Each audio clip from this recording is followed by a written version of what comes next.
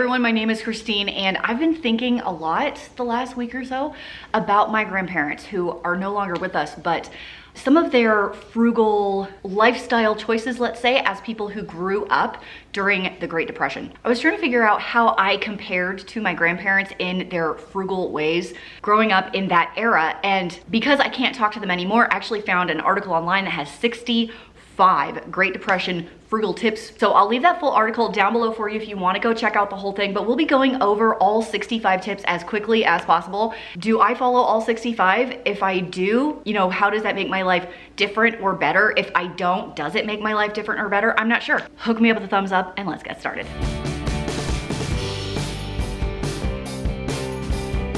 Grow some of your own food. I definitely do that. I have a garden. I know I haven't showed it this year, but here are a few clips of that. Be conservative with what you have instead of being wasteful. So for example, if you're washing dishes, instead of like dumping soap all over the thing, use a little bit to conserve the amount of soap that you have, because back then there was no guarantee that you could go get more. I think all of us kind of experienced that same thing during the toilet paper shortage. You know, maybe we were considering to conserve what little toilet paper we had because we were not sure if we could get more. That seems to have passed, so that's great. Strategize your groceries. Oh my goodness, if I do not have millions of tips about how to do that on my channel, here are a few here. Here are some more right here. I will leave some of those down below if you want to check them out later, but I do a whole heck of a lot of that right now. Upcycling or thrifting, I guess you could say. I do enjoy that, but because I'm limited in stores I can go to, I don't feel like I can do it as much. Fortunately, they have some websites that help with that these days. I know there's like Poshmark, ThreadUp, Facebook Marketplace is a great use for that. I don't know what else we do with Facebook anymore other than use Marketplace. That is all I use it for these days. Develop new skills or self-reliance. My grandparents were awesome at this. They knew how to do so many different things. There's always opportunities to continue to learn new skills, new trades as we grow. Like I didn't learn how to can really until I moved to Idaho 8 years ago. And now I feel fairly confident in like home canning. Don't use credit. Great tip. A lot of people don't live up by that anymore. And where would you get this saved money? Thrifty with the utilities. Oh my goodness. When my grandparents built their house that they stayed in until they passed, they did not put in shower heads in the 2 bathrooms that were in that house because they didn't want to waste the water. They felt like if people sat under a shower head, they would waste the water. So they only had bathtub faucets to like little bit soap, little bit rinse, that's it. Cook your own food instead of going out to eat or buying prepackaged things or going to get fast food. That will save a ton of money. The only exception my grandparents made to that was going to pick up some Popeye's chicken with some biscuits.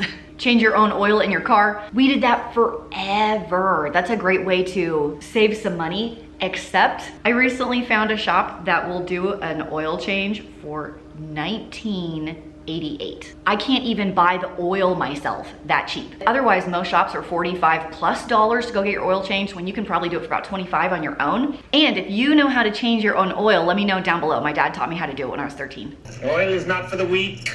It's okay to borrow from your friends. And what I mean by that is if there's something that you need just one time, instead of going out to purchase it, borrow it. Like I don't always need an impact wrench, so it doesn't make sense to buy one, but like the 1 or 2 times I need it in 5 years, I'm gonna go borrow it from my friend down the street. And kind of like upcycling, you also shop used, and I do try and do that in some cases. How do you do on that? Sometimes it's really easy and sometimes it's harder to find what you're looking for if you're looking for something specific. And if you didn't check out the thrift store shopping that Haley and I did, it's this video here. I'll leave that down below. It was really fun to have Haley take over the channel a little bit. Utilize your public library. I have been doing that forever. I love to read, and when Dave and I were first married, well, we had a VCR, definitely. And I think we got a DVD player for our wedding. They were pretty new back then, but I would go to my local library. They had a ton of movies, and my library now still has that. They have all the DVDs for free. Replacing is a last resort.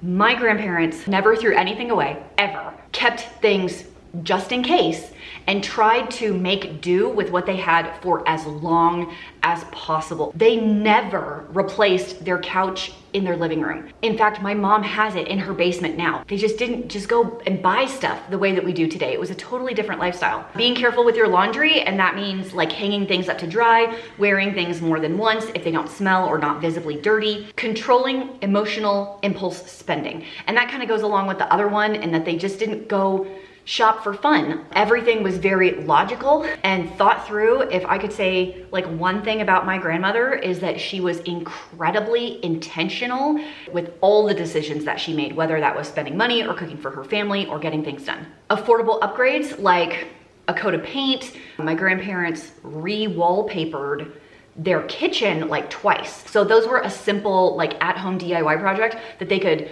you know, refresh their home without spending too much money. Oh, and I did want to mention that later on they did splurge on a shower head for the guest bathroom. The master bathroom, the day my grandma passed, still did not have a shower head. Pick up extra work or side hustles. That's something that a lot of people do today. I can't think of almost anyone that doesn't have some kind of side hustle that they work on outside of their regular job just to bring in some extra cash. So I feel like as a whole, we are pretty good at that. Turn the temperature down. You don't have to be blowing the AC at 68 degrees. We can take it up to 74 and not melt in the house. In theory, depending on what you're doing and if you run hot or cold. Cut back on the bills in general. My grandparents never had a cell phone, even though they lived all the way up until 2019. They didn't do cable. They didn't do the fancy internet. What? They didn't upgrade anything just because everybody was doing it. Protect your clothes. My grandma was notorious for patching, mending socks. What do they call that? Darning socks? Is that what you call that? Even my mom is like, oh, well, you can just mend the hole in the socks. And I'm like, I don't even know how to do that. Save your containers. Did you ever hear I think it's Jeff Foxworthy. He was like, if you have a whole set of Tupperware containers that say Cool Whip on the side, you might be a redneck. If you refer to the 5th grade as my senior year, you might be a redneck. Stay close to home, basically not travel very much. My grandparents did not travel very much. That is one that I think I fail. I really enjoy traveling. I really do. I love to go to different places and meet new people and learn different cultures and eat the delicious food. Skip the coffee shop, and that just means, it doesn't mean don't drink coffee, it just means make it yourself at home. Utilize your freezer. I am so dang good at that. I have a lot of freezer space and it is full. Learn your own butchering. Hey, my grandparents were good at that. My grandma frequently came home with a turtle she found in a ditch and made turtle soup. What? If you have family from Louisiana, you know exactly what I'm saying. I can gut and fillet a fish, so there's that. Although I'm not great at other animals. Minimize landscaping expenses. That could be keep your landscaping simple to where you can take care of it yourself. Best story ever. My grandma's like 80, okay? And we were visiting her and she had a big yard and it's Louisiana. So things just grow like crazy during the summer. My sister Lauren's like, Grandma, let me mow your lawn for you so you don't have to do it. And she's like, yeah, okay. So Lauren gets out there, she's mowing the lawn. My grandma sits and watches, critiquing. Finally, she pushed Lauren aside. She's 80 and she's like, let me show you how it's done. Went and mowed it herself. Trim the cable bill. I have talked about this on my channel before. We don't do cable anymore, but it's streaming services. So if you have them, just rotate. Do Netflix for a while, pause it. Do Hulu for a while, pause it. So just rotate through them. You can definitely save some cash. Portion control on the food. It's easy to save money on food when you don't eat quite as much of it. My grandparents always made a lot of food, but they never wasted it. Like they would eat leftovers and things like that. They never filled their plates to overflowing, if you know what I mean. Be creative with your possessions. I'll give you an example. So I run, so I have nice running shoes, but after they hit about 500 miles, it's time to retire them because they don't support your feet anymore. So those shoes then turn into mowing the lawn shoes. And now as lawn mowing shoes, I can keep them forever and they're gonna be stained green and they're gonna get gross and it's all good because they're my lawn mowing shoes. Maintenance is more important than you think. A little bit of maintenance on an appliance or something in your house can make it last a whole lot longer than just replacing it. I feel like Dave does a really good job at that. Like the fridge ice maker breaks, and instead of buying a new fridge for a new ice maker, which sounds very, very dumb, but people do that, he replaces like a line part blowy fan thing, I don't know, and fixes it for like $18 and a YouTube video that helps him figure out what to do. Do not compare yourselves to other people. I think in the Great Depression, that was a lot easier to do than now. They could not visually compare themselves to anyone like we can today. So being content with what we have and maybe turning off the phones, like over the weekend maybe, limit your dishwasher loads. Make more creative gifts instead of quantity or expense. Something a little bit more meaningful can go a long way. My dad and my stepmom can buy themselves whatever they want to. Instead, I make a calendar for them every year with pictures of my family, of all the things we did all year, and then they have a calendar to hang on their wall and family pictures as my family grows. They love it. Don't take super long showers. That's a Great Depression tip I am not good at. Start a compost heap. Make something instead of buying it. Do you have an extra room? That means rent an extra room out. Convert your place into a basement apartment. I feel like that one's really popular these days with Airbnb, like super popular. Vegetarian dinners, instead of focusing the meal around meat, maybe go vegetarian for a night or two during the week to save some of that cash. Reusable water bottles instead of throwaway plastic water bottles. Streamline your technology, which basically means being okay with what you have and not upgrading to the newest and best. Like, don't upgrade your new phone the second the new model comes out when your old one works just fine. Something I can definitely tell you about my grandparents is that they did not go to a gym ever. But they were very active. They fished and worked in the garden, and my grandpa made, liked to play with woodwork and would make things. They would take walks and things like that, but they never ever went to the gym. They found exercise in just a part of their daily lives and their hobbies. You could call that free exercise. Keep your cars simple. Cars are expensive. They will suck the money out of your account so fast. My grandparents always had a reliable car, but they didn't have like a super fancy car, if that makes sense. Combine your resources, and that means working together with other people and then sharing what you're good at. Maybe your neighbor has chickens and they have eggs, and maybe you're a fisherman and you have too much fish, and we can work together to help each other. I feel like my neighbors are really good at that. My zucchini plant didn't produce anything this year, which is really weird for zucchini, but I keep ending up with zucchini because everybody else has so much of it.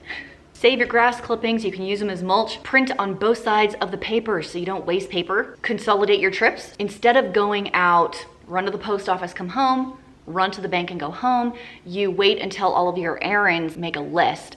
And then you run to the bank, then run to the post office, then run to the grocery store for the milk, and then run over here for this thing. Like in a circle based on location, so you can do everything in one trip. Create your own entertainment. Family games, minute to win it games. Keep versatility in mind. That means, I just said this in a previous video, don't buy the one-trick pony. Except for your bundt pan. The bundt pan is allowed. But other than that, do not buy a one-trick pony. Cook in batches, batch cooking. That's pretty popular here on YouTube. Time your days with the sun. Man, that one used to happen a lot. Like before electricity was everywhere, they would rise with the sun and go to bed with the sun. Try and be most productive during their daylight hours. Think twice. My mom says if you want to purchase something, come back home, wait 48 hours. And then if you still want the item that badly as you did in the store when you saw it, you can go back and buy it. Instead of an impulse emotional purchase, we can come home, think rationally about it. Does it make sense? Do I need this? Would I rather have the item than the money? You know, everything in my house like used to be money, but it isn't anymore. Build a savings habit. Just create a habit of saving every month, every week, whenever you get paid. Eat leftovers. Consider downsizing. This is so interesting. Here's what I know about a bigger, more expensive, fancy house. Your property taxes are more. Your utilities are more. You have empty spaces, so you buy more furniture to fill it. Then you spend more time and energy cleaning it, and that just feels like a lot. If it makes sense for your family, consider downsizing to save some money. Plan ahead, and that means, you know what, there's probably gonna be an emergency someday. We just don't know what it's gonna be. That's why we talk about having an emergency fund of just money. Our dishwasher catches fire.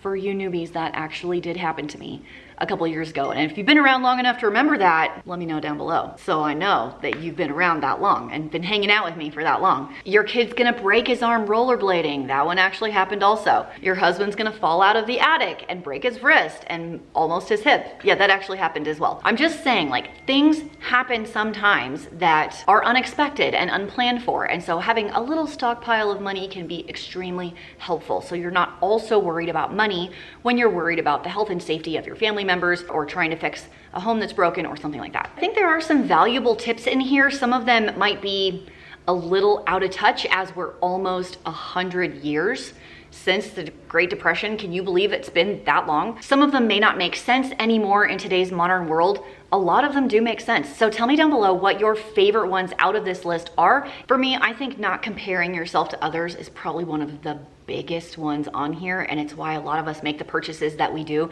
There's a whole lot of psychology that goes behind like what kind of car you buy, the color you paint your house, and all kinds of things, but I won't get into that in this video. But if you liked it and you want to see more content like this, subscribe maybe so we can hang out a little bit more often. I have over 800 videos on my channel, so if you're new here and you want to check out some old stuff that I have, I will leave a couple of related videos down below. Thanks for hanging out with me, and I'll see you in the next one.